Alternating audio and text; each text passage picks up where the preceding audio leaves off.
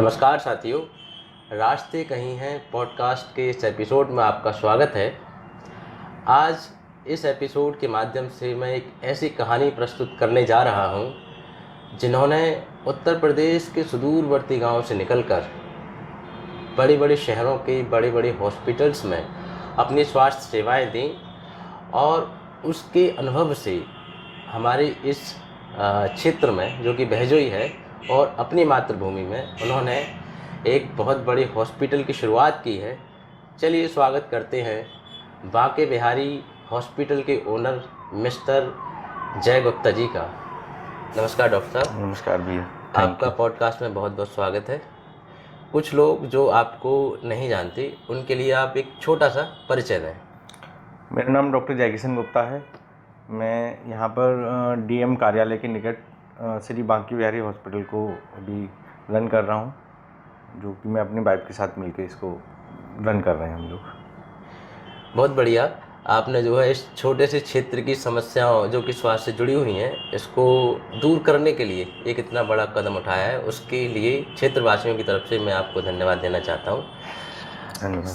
शुरुआत करते हैं। आपकी जो शुरुआती शिक्षा है और शुरुआती जीवन है जिसमें अगर कुछ संघर्ष है तो उसके बारे में बताएं। मेरी शुरुआती शिक्षा अपने गांव से, जो गिन्नौर तहसील के एक छोटा सा गांव है सेमरी, वहाँ से रही है। मैंने अपनी जो 8वीं तक की शिक्षा थी वो अपने गांव से की। उसके बाद पास में रजपा पड़ता है, वहाँ से मैंने अपना इंटर हाई स्कूल पास किया यूपी बोर्ड से। तो थोड़ा उस टाइम आज से 20 साल पहले समस्याएं तो रहती थी और काफ़ी समस्याएं थी, तो वहाँ से मैंने अपनी प्रारंभिक शिक्षा की है। जी, सबसे पहले ये विचार कब आया कि मुझे डॉक्टर ही बनना है, मुझे स्वास्थ्य सेवाएं ही देनी है?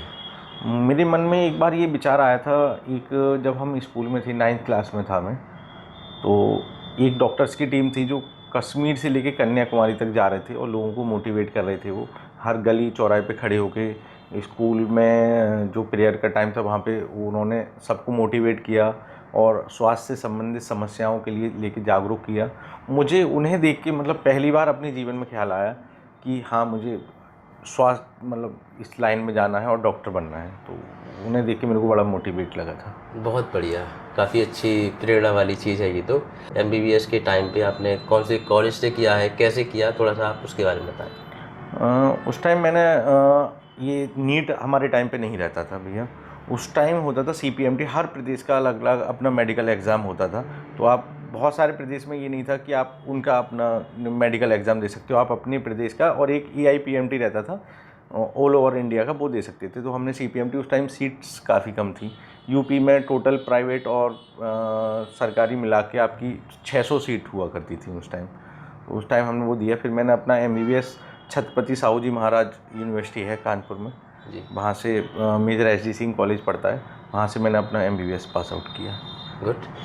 उसके बाद MBBS आपने कर लिया, फिर आपने कई शहरों के बड़ी बड़ी हॉस्पिटल्स में सेवाएं दी हैं, आप थोड़ा सा उनके बारे में बताएं। मैंने जो सबसे पहले स्वास्थ्य सेवाएं दी थी वो संबल जिला अस्पताल अपने गृह जनपद में ही दी थी। उसके बाद फिर मैंने यहाँ से और अपनी प्रैक्टिस को एक्सप्लोर करने के लिए मैं दिल्ली गया। वहाँ मैंने ESI हॉस्पिटल है, जो ESI मेडिकल कॉलेज भी है, वहाँ पे 1 साल स्वास्थ्य सेवाएं दी। फिर मैंने मुरादाबाद में Shri Sai super speciality hospital है, वहाँ पे मैंने 6 साल काम किया इमरजेंसी में। अच्छा। हाँ। उसके बाद फिर मैंने अपना यहाँ पे हमने 1.5 साल पहले अपनी एक छोटे से हॉस्पिटल की अपनी शुरुआत की थी। अच्छा, तो आपने जो इमरजेंसी की यूनिट है साईं हॉस्पिटल में, उस पर एज आ किस पद पे काम किया है? वहाँ मैंने इमरजेंसी मेडिकल ऑफिसर की पोस्ट पे, कैजुअलिटी मेडिकल ऑफिसर की पोस्ट पे लगभग 6 साल वहाँ पे मैंने स्वास्थ्य सेवाएं दी थी साईं हॉस्पिटल में। वो तो एक बहुत बड़ा अनुभव और बहुत अच्छा अनुभव रहा होगा, क्योंकि इमरजेंसी में अगर आप किसी की सेवा कर रहे हैं मतलब मौत के मुंह से निकाल रहे हैं किसी व्यक्ति को, लगभग ऐसा रहता होगा। हाँ, ये अब आप वहाँ पे जब मैंने, इतना बड़ा हॉस्पिटल है वहाँ पे मेरे को, अब वो मेरी लाइफ का ना एक जर्नी का टर्निंग पॉइंट रहा साईं हॉस्पिटल में काम करना। मैंने जो वहाँ पे स्वास्थ्य सेवाएं दी, वहाँ से बहुत कुछ सीखा। एक डॉक्टर की जर्नी, बस मैं एक लाइन में कहूँगा कि एक डॉक्टर की जर्नी होती है कि वो कभी भी कंप्लीट डॉक्टर नहीं बन सकता। डॉक्टर हमेशा पूरी ज़िंदगी कुछ ना कुछ सीखता है, तभी आप एक अच्छे डॉक्टर बनते हो, जो आप सीखने के लिए कुछ ना कुछ करोगे। तो साईं हॉस्पिटल में मैंने 6 साल बहुत अच्छे से इमरजेंसी में काम किया, वहाँ से मेरे को बहुत कुछ सीखने को मिला। तो अब इसे मेरा आप कॉन्फिडेंस कह सकते हैं कि मेरे को इमरजेंसी डीलिंग से मेरे को वो नहीं लगता। और हम बांके बिहारी हॉस्पिटल में बहजोई में जो सबसे अच्छी अगर स्वास्थ्य सेवाएं प्रदान कर पाएँ तो इमरजेंसी डिपार्टमेंट में हम काफ़ी अच्छी स्वास्थ्य सेवाएं प्रदान कर रहे हैं। बिल्कुल, चूँकि आपका अनुभव ही उसका है इमरजेंसी स्वास्थ्य सेवाएं प्रदान करने का, तो आप डेफिनेटली कर पाएंगे। ठीक है, इसके बाद आपने बांके बिहारी की नींव रखी यहाँ पे हॉस्पिटल की बहजोई में। कब विचार आया कि मुझे मातृभूमि की अब सेवा करनी चाहिए, ये समय आ गया है? मेरे को साई हॉस्पिटल में लगभग 6 साल काम कर लिया था। फिर हम थोड़ा सा जब आप किसी हॉस्पिटल की तरफ जाते हैं तो आपको लगता है कि हम कहीं ना कहीं थोड़ा सा स्टेबल रहें। मेरी वाइफ की जॉब लग गई थी, तो फिर हमने सोचा कि अब अपनी मातृभूमि में शिफ्ट होना चाहिए।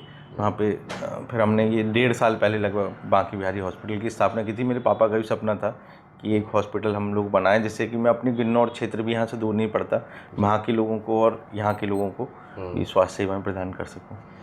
बहुत ही अच्छा है, आप मातृभूमि में वापस आए और अपनी सेवाएं दे रहे हैं, ये तो बहुत ही अच्छी बात है।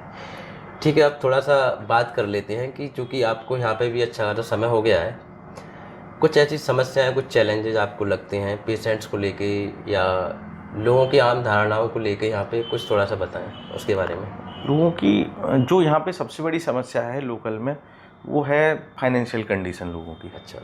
मुझे जो मैंने 1.5 साल में अपना अनुभव किया कि लोगों की फाइनेंशियल कंडीशन यहाँ पर बहुत ज़्यादा अच्छी है नहीं, तो बहुत ज़्यादा महंगा और बहुत ज़्यादा अच्छा इलाज अफोर्ड कर सकें। बहुत से लोग मतलब मुरादाबाद जाने से सोचने से पहले मतलब वो सोच भी नहीं सकते वहाँ उतना महंगा इलाज है, या फिर दिल्ली एनसीआर में जाएं, वहाँ 1-1 लाख रुपए उनका पर डे का खर्च हो जाता है। बहुत से लोग अपनी जान गंवा रहे हैं इस क्षेत्र में एक फाइनेंशियल कंडीशन के पीछे। इस क्षेत्र में मतलब मैंने 1.5 साल में अनुभव किया कि बहुत लोगों की जान चली गई केवल एक उनकी फाइनेंशियल कंडीशन की वजह से। अच्छा, सही में सुन के ये बहुत ही अचंभा भी लगता है, और दूसरा एक काइंड ऑफ सिंपैथी भी आती है कि जिन लोगों के पास पैसे नहीं होते वो अपनी जान गंवा के जो है छूटते हैं इस चीज़ से। ठीक है, तो इस चीज़ को दूर करने के लिए आप कुछ कर रहे हैं, या फिर ये चीज़ कैसे दूर होगी? क्योंकि फाइनेंशियल कंडीशन तो लोगों की व्यक्तिगत प्रॉब्लम है, उसको हम संभाल नहीं सकते। क्या हम ऐसा कुछ लोगों को सजेस्ट कर सकते हैं कि गवर्नमेंट भी काफ़ी सपोर्ट करती है, जहाँ पे फ्रीली चीज़ें अवेलेबल हैं? तो गवर्नमेंट काफ़ी सपोर्ट कर रही है, काफ़ी प्रोग्राम भी चलाए हैं गवर्नमेंट ने इस चीज़ की सपोर्टिंग के लिए। जैसे आयुष्मान भारत योजना चल रही है, अभी एक गवर्नमेंट ने एक स्टेमी प्रोग्राम चलाया हार्ट अटैक के विशेष मरीजों के लिए। अच्छा। उसमें हार्ट अटैक के अगर किसी को भी हार्ट अटैक होता है तो एक गवर्नमेंट इंजेक्शन लॉन्च किया है, जो कि जिसकी रियल आप मार्केट में जाएंगे तो लगभग वैल्यू 50,000 के आसपास है। गवर्नमेंट उसको आप फ्री ऑफ कॉस्ट प्रोवाइड करा रही है, जिसकी शुरुआत हमारे संभल में 3 जगह हो चुकी है। संभल, बहजोई और चंदौसी में और गिन्नौर में 4 जगह उसकी शुरुआत हो चुकी है। अच्छा। और लगभग अब तक कुछ लोगों का उसका लाभ भी मिला है। अच्छा। कुछ लोगों को इसके बारे में पता नहीं है, तो मैं आपके पॉडकास्ट के माध्यम से मतलब चाहता हूँ कि लोगों को पता चले कि हार्ट अटैक का जो इंजेक्शन है वो मतलब government free of cost provide करा रही है। इतना महंगा इंजेक्शन, आप उसका स्वास्थ्य सेवाओं में अपना लाभ उठा सकते हैं आराम से। इसके बारे में थोड़ा और जानना चाहूँगा, क्या ये इंजेक्शन जो है सभी के लिए प्रोवाइड कराती है या फिर कोई क्राइटेरिया होता है? ये पहली बात तो सभी के लिए प्रोवाइड करा रही है, उसमें कोई मतलब किसी का ऐसा कुछ नहीं है कि कोई गरीबों के लिए, अमीरों के लिए, या कोई आपको कार्ड चाहिए या फिर आपके लिए कुछ वो चाहिए, वो सभी के लिए फ्री ऑफ कॉस्ट है। उसमें बस एक चीज़ ज़रूर कहना चाहूँगा कि ये इंजेक्शन उन लोगों के लिए जिनको हार्ट अटैक हुआ है तो 6 से 12 घंटे के बीच में ये सबसे ज़्यादा इफेक्टिव रहता है। अच्छा। तो उस टाइम पीरियड में ही हम इस इंजेक्शन को लगा सकते हैं और कई लोगों की इससे जान बच सकती है, जो आगे का इलाज मुरादाबाद या दिल्ली जैसी जगह इलाज अफोर्ड नहीं कर सकते, 2-2.5 लाख उनकी कैपेसिटी नहीं है, तो वो फ्री में ये इंजेक्शन लगवा के उस चीज़ का लाभ उठा सकते हैं, अपनी जान बच सकती है लोगों की। तो ये इसकी प्रक्रिया क्या है? क्या सीधा हम हॉस्पिटल में जाएं और कहने कि ये प्रॉब्लम है, हमारा पेशेंट को अटैक आया है, तो ये सीधा मिलता है या कुछ हमारी फॉर्मेलिटी भी रहती है? फॉर्मेलिटी इसमें कुछ नहीं है। अभी आपके संभल डिस्ट्रिक्ट में ये 4 जगह ये इन्होंने स्टार्ट हो चुका है। संभल जिला अस्पताल में, बहजोई सीएससी पे, अच्छा। आपके चंदौसी सीएससी पे और गिन्नौर सीएससी पे 4 जगह चल रहा है। आपको अगर किसी भी, मैं दर्शकों से भी ये कहना चाहूँगा जो सुन रहे हैं, कि आपके आस पड़ोस में किसी को भी चेस्ट पेन हुआ है या कोई पसीना आ रहा है, सांस फूल रही है, तो आप तुरंत अपने नज़दीकी सीएससी पे सरकारी अस्पताल में जाएं, जो चारों जगह हैं। वहाँ पे आपका ईसीजी 24 घंटे कराने के लिए बाकायदा एक स्टेमी रूम बनाया गया है। अच्छा। चारों जगह सीएससी के लिए एक अलग डिपार्टमेंट बनाया गया हार्ट अटैक के मरीजों के लिए, जहाँ सारी सुविधाएं रखी हैं, मॉनिटर से लेके ईसीजी मशीन से लेके डिफिब्रिलेटर से लेके सारी चीज़ें रखी गई हैं। तुरंत ईसीजी होगी आपकी, वो हम गवर्नमेंट ऑफिशियल से ऊपर अपना कंफर्म करते हैं, 5-10 मिनट में कंफर्मेशन आ जाता है और वो इंजेक्शन फ्री ऑफ कॉस्ट आप लगवा सकते हैं। बहुत बढ़िया है, गवर्नमेंट ने काफ़ी अच्छे इनिशिएटिव लिए हैं। हम उसी मुद्दे में फिर से बात करते हैं, फाइनेंशियल कंडीशन जो है। आप कोई किस्सा या फिर कोई घटना सुनाना चाहें अपने यहाँ की, जहाँ पे आपको लगता था कि इसी फाइनेंशियल कंडीशन थोड़ी सही नहीं है और आपने वहाँ पे सपोर्ट किया, कोई ऐसी घटना हो? फाइनेंशियल कंडीशन मेरे पास बहुत सारे केसेस आए हैं जो मतलब मैं अपनी वो नहीं कहूँगा कि भगवान ने मुझे इस लायक बनाया है तो मैं उस चीज़ के लिए अगर सपोर्ट करूँ तो मैं ऊपर वाले का शुक्रिया अदा करना चाहूँगा। मेरे गांव का ही अभी एक लड़का था जहाँ से मैंने अपनी सारी प्रारंभिक शिक्षा की है, जीवन बिताया, तो वो मैं उसको दोस्त भी कह सकता हूँ। उसको चारों हाथ पैर की पैरालिसिस हो गई थी, वो मेरे यहाँ एडमिट हुआ। फिर हमने उसको जुगाड़ से एमआरआई कराया, वहाँ उसको डिस्काउंट कराया। न्यूरो सर्जन जो मेरे सीनियर्स थे मैंने उनसे कंसल्ट किया। लगभग हमने उसको 25 दिन अपने यहाँ रखा था और 25 दिन में लगभग वो चारों हाथ पैर से चल फिर के अपना नॉर्मल आज अपना जीवन यापन सारी चीज़ कर रहा है। एक शुरुआत में जब मैंने एक हॉस्पिटल अपना स्टार्ट किया था तब एक लड़की छत से कूद गई थी, मतलब गिर गई थी छत से। अच्छा। तो वो कंप्लीट एक कॉमा होता है उस स्टेट में चली गई थी। अच्छा। उन्होंने मेरे पे विश्वास रखा, 1.5 महीना हमने उनका इलाज भी किया, लेकिन फाइनली वो भी मतलब एक मिरेकल टाइप का था कि वो लड़की बोलते हुए चलते हुए अपने पैरों से चल के इस हॉस्पिटल से गई। बहुत बढ़िया, काफ़ी अच्छी चीज़ें हैं जो आपने की हैं और कोमा से निकाल के अगर कोई बच्ची यहाँ से चल के जाती है तो ये तो एक बड़ी उपलब्धि है। ठीक है, थोड़ा ही जो है और आगे बढ़ते हैं इस सिलसिले में। आपका यहाँ पे जो आपने हॉस्पिटल खोला है, कौन कौन सी सर्विसेज हैं जो कि आप प्रोवाइड करते हैं? मैं कुछ ऐसी सर्विसेज भी जानना चाहता हूँ जो कि आसपास के एरिया में नहीं है, हमें इस समय मुरादाबाद या दिल्ली जाना पड़ रहा है उन सर्विसेज के लिए। अभी जो हम अभी फ़िलहाल सर्विसेज स्टार्ट की हैं हमने, अभी तो हमारा इमरजेंसी डिपार्टमेंट, अच्छा। गायनी डिपार्टमेंट जो मेरी वाइफ संभालती हैं, और मेडिसिन डिपार्टमेंट मैं खुद हैंडल करता हूँ। अच्छा। इमरजेंसी और मेडिसिन डिपार्टमेंट।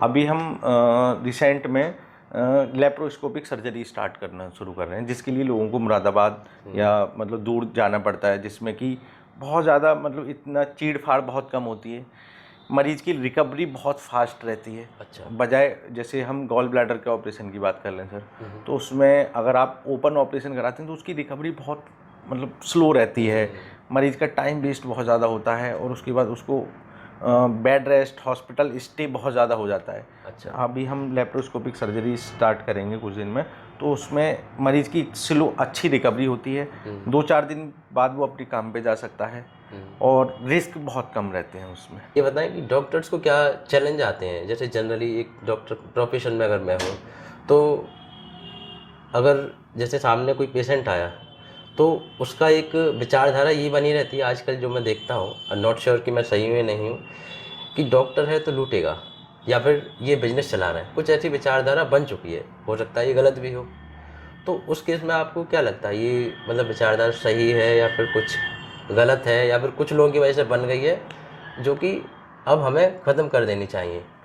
देखिए, मैं ये तो नहीं कहूँगा कि ये विचारधारा लोगों की गलत है, कहीं ना कहीं लोगों ने कुछ लोगों ने सहन किया होगा तो ये लोगों के मन में विचारधारा बनी। मैं लोगों को गलत तो नहीं कहूँगा, लेकिन मैं इतना ज़रूर कहूँगा कि एक डॉक्टर के लिए अपने मरीज़ का दर्द समझना बहुत ज़रूरी है। जब आप उसकी दर्द समझेंगे, उसकी फाइनेंशियल कंडीशन समझेंगे, तब आप उसके दर्द को समझ के अगर अपना इलाज करेंगे तो बहुत बेटर रहेगा। उस मरीज़ के लिए भी अच्छे रिजल्ट मिलते हैं और मरीज़ से भी कि वो डॉक्टर पे एक पूर्ण विश्वास रखें। तो ये ज़रूर है, मैं ये नहीं कहूँगा कि सारी चीज़ें फेक हैं, कुछ बिजनेस नहीं, कुछ लोग बिजनेस भी चला रहे हैं कुछ और, लेकिन मैं उन लोगों पे बहुत ज़्यादा नहीं जाना चाहूँगा जी।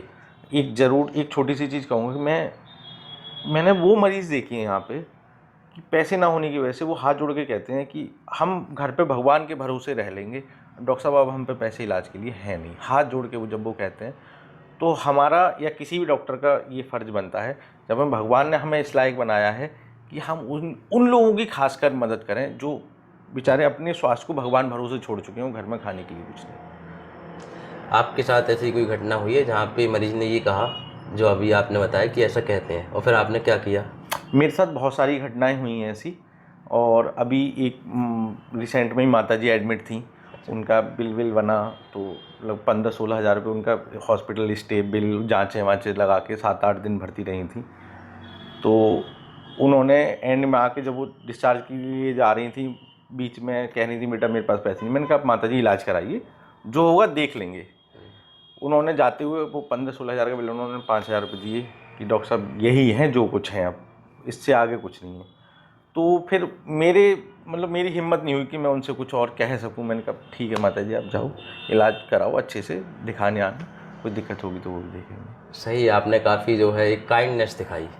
इस पे मुझे कुछ एक गहरी बात याद आ रही है जिसमें कहा गया है कि जहाँ दया है तहाँ धर्म है, जहाँ लोभ तहाँ पाप, जहाँ क्रोध तहाँ काल है, जहाँ क्षमा तहाँ आप। तो कहीं ना कहीं आप दया दिखा के ऊपर वाले की ही सेवा कर रहे हैं। एक चीज़ है, बहुत बड़ी समस्या है, अभी इवन रिपोर्ट भी आई है कि भारत में लगभग तीसरे चौथे व्यक्ति को डायबिटीज़ हो रही है या होगी, ऐसा कुछ है। और है भी, मैं भी देखता हूँ कि मेरे नोन में ऐसे कई सारे लोग हैं। Prevention is better than cure. तो लोगों को डायबिटीज़ ना हो, इसके लिए आप कुछ 3-4 स्टेप में या 3-4 जो नुस्खे हैं, चाहे वो नेचुरल हो चाहे आपके दवाइयों से जुड़े हुए हों, वो आप अगर बताना चाहें।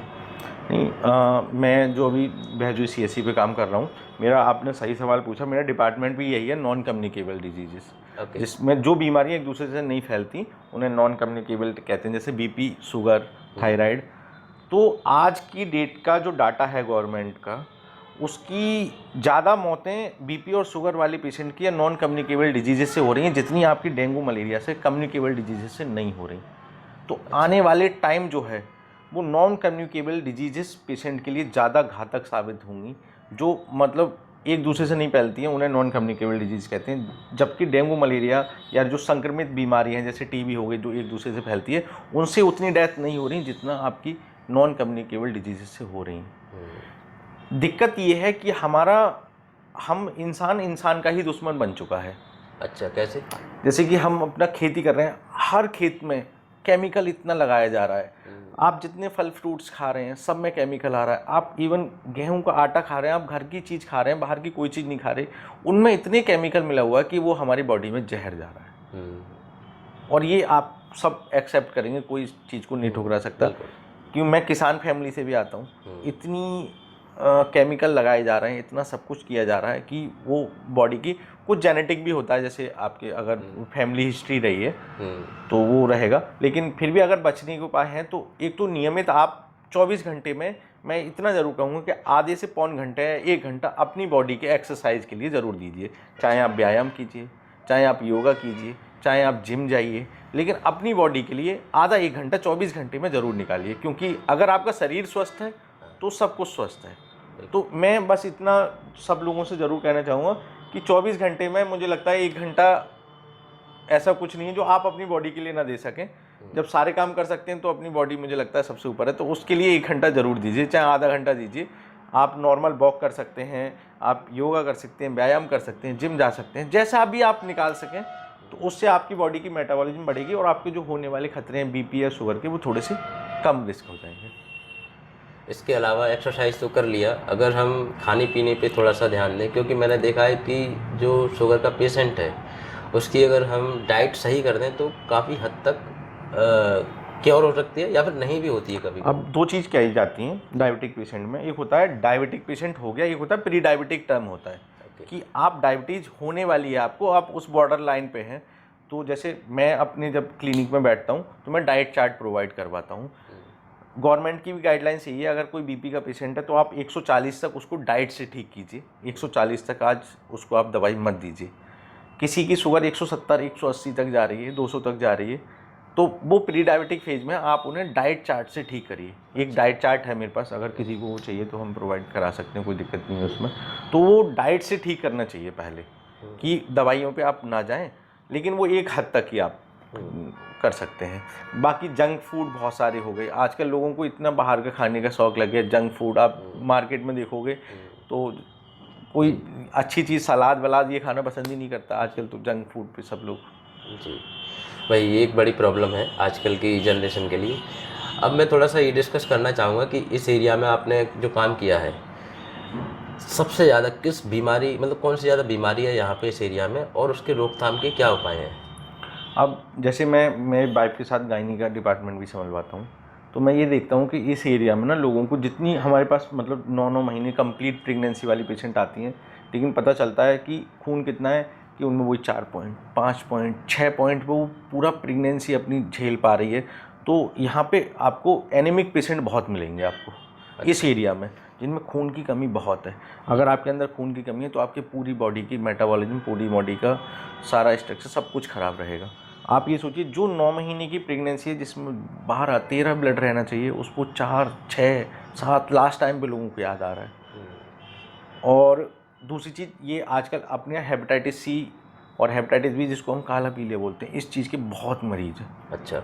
हाँ, इस चीज़ की मतलब अत्यधिक मरीज है, बहुत ज़्यादा मरीज है। उसके लिए भी गवर्नमेंट फ्री मेडिसिन प्रोवाइड करा रही है। आपके संबल में और पवासा में फ्री मेडिसिन प्रोवाइड करा रही है सारी चीज़ें। अच्छा, ये जो बीमारियाँ आपने बताई जो कि ज़्यादा हैं, इनको कैसे हम रोक सकते हैं? पहले ना होने से हम कैसे बच सकते हैं? जो भाई prevention is better than cure वाली चीज़। हाँ, prevention is better than cure. आप डॉक्टर्स को टाइम पे अपना मतलब साल 6 महीने में एटलीस्ट, गवर्नमेंट में भी इतनी सुविधाएं आ गई हैं, इतने टेस्ट हो रहे हैं, आप जाके अपने टेस्ट कराइए, ठीक है, टाइम पे। अगर डॉक्टर्स आपको कुछ खाने पीने की सलाह दे रहे हैं, तो लोगों में, गांव में खासकर मैं ये बात थोड़ा कहना चाहूँगा कि वो कहते हैं खान पीन से हम कर लेंगे, लेकिन खान पीन आप वो करो जिससे कि आपकी बॉडी को ताकत मिले, आपका हीमोग्लोबिन बढ़े, आपकी बॉडी की मेटाबॉलिज्म अच्छी हो।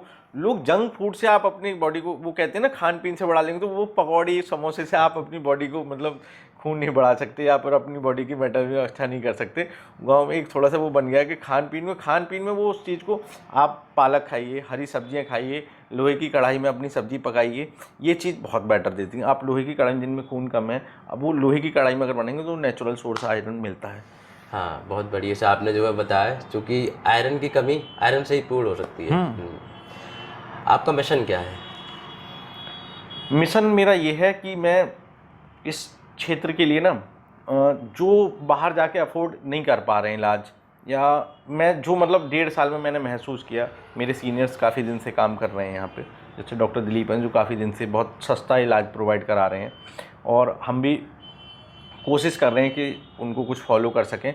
जो मुरादाबाद, दिल्ली, एनसीआर अफोर्ड नहीं कर सकते, उनके लिए हम कम से कम पैसों में वो चीज़ यहाँ प्रोवाइड कराएं। जैसे आईसीयू का वहाँ पे वो 10-10, 15-15 हज़ार रुपये एक दिन का चार्ज बैठता है। फिर मेडिसिन का लगा के लगभग 40,000 का एक दिन का वो अफोर्ड नहीं कर पा रहे। वो हम चाह रहे हैं कि हम आईसीयू उनको 2,000, 1,500 में वो प्रोवाइड करा सकें सारी चीज़ें उस लेवल की लोगों को, जिससे कि वो स्वास्थ्य सेवा का लाभ मिल सके और कोई पैसों की कमी से अपनी जान ना गंवाए। बहुत अच्छा मिशन है आपका कि अफोर्डेबल सर्विस प्रोवाइड करनी है इस क्षेत्र में, स्वास्थ्य सेवा जो है आपको देनी है। ठीक है डॉक्टर साहब, आपने इस पॉडकास्ट में इतना समय दिया और हर एक प्रश्न का इतनी सादगी से उत्तर दिया, उसके लिए बहुत बहुत धन्यवाद।